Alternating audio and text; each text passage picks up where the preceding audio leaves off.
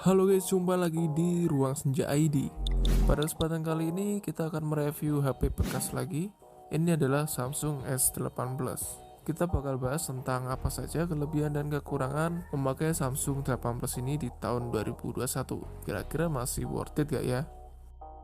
Samsung S8 Plus ini rilis pada tahun 2017, yang pastinya sudah hampir 4 tahun ya untuk usia HP ini. Dulu pada saat awal rilis harganya tuh ngeri banget guys, sekitaran 12 juta. Namun sekarang untuk harganya sekitaran 2 juta sampai 2,5 jutaan aja untuk harga bekasnya. Itu pun tergantung dengan kondisi dan kelengkapannya guys. Lebar layar di Samsung Galaxy S8 Plus ini 6,2 inch. Untuk varian yang Plus ini memang cukup luas, dan lebar layarnya hampir sama dengan HP-HP keluaran zaman sekarang guys. Untuk chipsetnya di sini Samsung S8 Plus menggunakan prosesor Exynos 8895. Nanti kita bakal cobain untuk game zaman sekarang apakah masih kuat ya untuk bermain game di Samsung S8 Plus ini. Kita siksa aja meskipun umur HP ini sudah tua ya.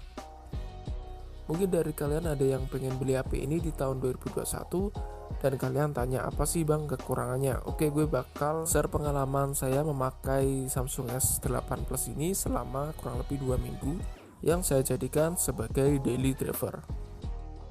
Yang pertama tentang kekurangan dulu ya. Untuk yang kekurangan memakai HP ini sih, yang pertama kadang HP-nya tuh demam guys. Kadang-kadang kalau dibuat sosmed itu kadang agak hangat sedikit, tapi terkadang sih guys tidak menentu. Dan itu kurang tahu apakah sinyalnya atau memang prosesornya.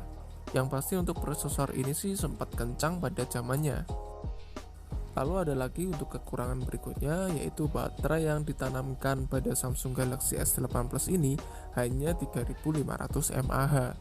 Dan selama gue pakai HP ini sih memang sehari bisa 2 kali cas. Kalau hanya untuk bermain sosmed, itu saja tanpa game ya teman-teman.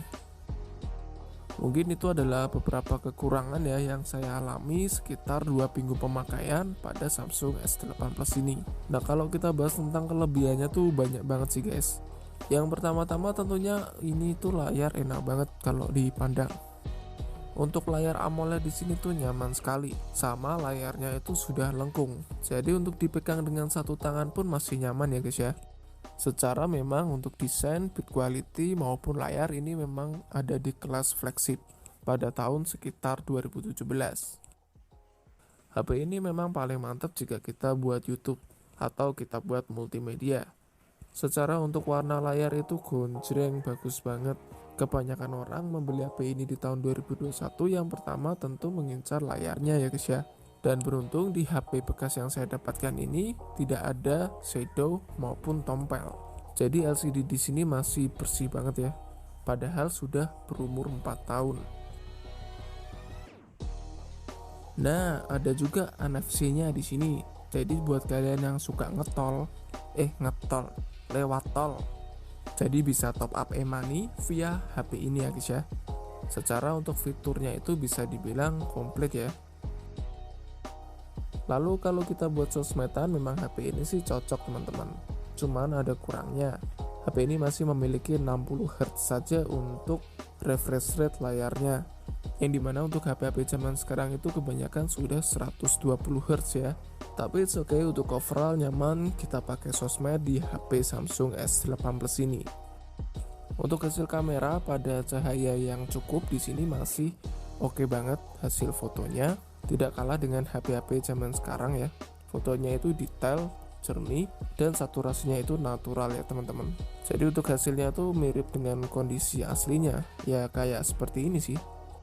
Seperti tidak ada yang dibuat-buat gitu guys ya. Jadi natural dan ini mantap sekali sih. Tapi berbeda lagi kalau di keadaan agak gelap atau minim cahaya.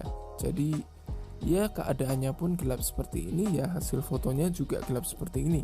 Karena saya tidak menemukan menu mode malam di kamera Samsung S8 Plus ini. Dan tanpa lampu kurang lebih seperti ini ya untuk hasilnya guys ya.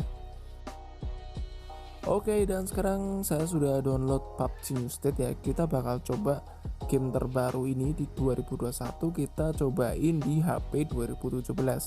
Ya semoga aja kuat ya guys ya. Memang untuk sepengalaman saya kemarin HP-nya itu kadang lumayan hangat kalau kita pakai buat ngegame. Tapi memang untuk HP ini sebenarnya bukan buat gaming ya teman-teman. Ya mungkin bisa aja buat gaming, tapi mungkin tidak yang hard gaming ya. Terus untuk feel genggamannya pun juga nyaman sekali. Secara memang untuk HP-nya tipis, karena memang baterainya hanya 3500 mAh teman-teman. Bisa dibilang kalau dibuat ngegame ya boros. Biasanya kalau saya buat PUBG itu sekitar 4-5 pertandingan, habis itu saya cas lagi. Itu juga kalau dari baterai 100%. Jadi kita lihat untuk settingannya. Di sini untuk settingan grafiknya kita cek ya teman-teman. Nah, di sini untuk mentoknya itu tinggi-tinggi ya. Performa FPS-nya tinggi, terus untuk grafiknya juga tinggi. Ya udah kita cobain aja untuk settingan ini guys. Langsung aja kita masuk ke pesawat ya teman-teman. Dan kita sudah masuk ke dalam pesawat. Ya memang untuk grafiknya ini bisa dibilang cukup bagus ya, apalagi dengan ditambah layar AMOLED-nya Samsung. Jadi kerasa jos aja sih. Tapi di sini untuk FPS-nya memang tidak bisa maksimal karena grafiknya tadi terbatas ya untuk settingannya. Mungkin kita bisa tunggu lagi untuk update-nya PUBG biar bisa kebuka untuk settingan FPS-nya.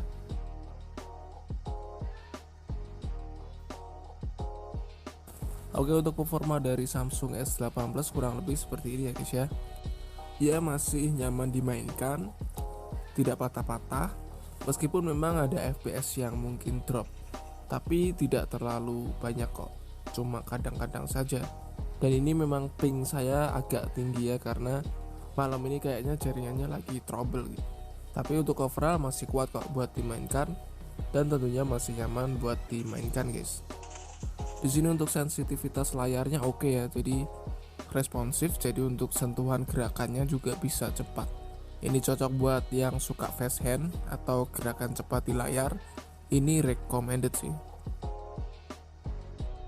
Lalu ini ada kelebihan lagi, yaitu kita bisa setting manual resolusi layar kita.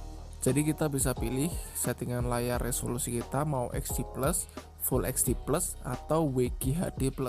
Tentunya kalau ingin lebih detail dan jernih kita pakai yang kanan sendiri. Tapi kalau mau kita hemat daya kita pakai yang XD+. Jadi ini cukup mantap, bisa disetting dengan sesuai selera kita.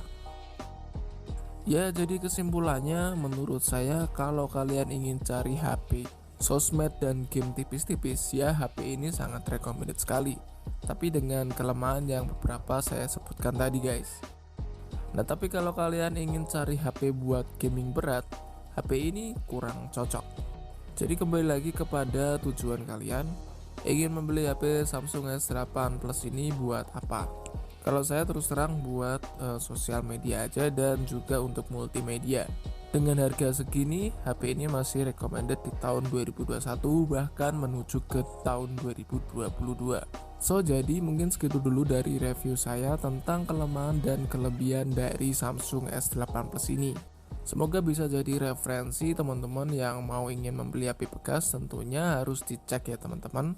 Karena kebanyakan pasti sudah ganti baterai ataupun ada yang sudah pernah servis karena pemakaiannya ya sudah 4 tahun lebih lah. Oke, dan jangan lupa buat like, comment, subscribe di Ruang Senja ID biar dapat tutorial dan review berikutnya. Kali ini Ruang Senja pamit dulu dan sampai jumpa di video berikutnya. Ruang Senja pamit dan see you next video, bye bye.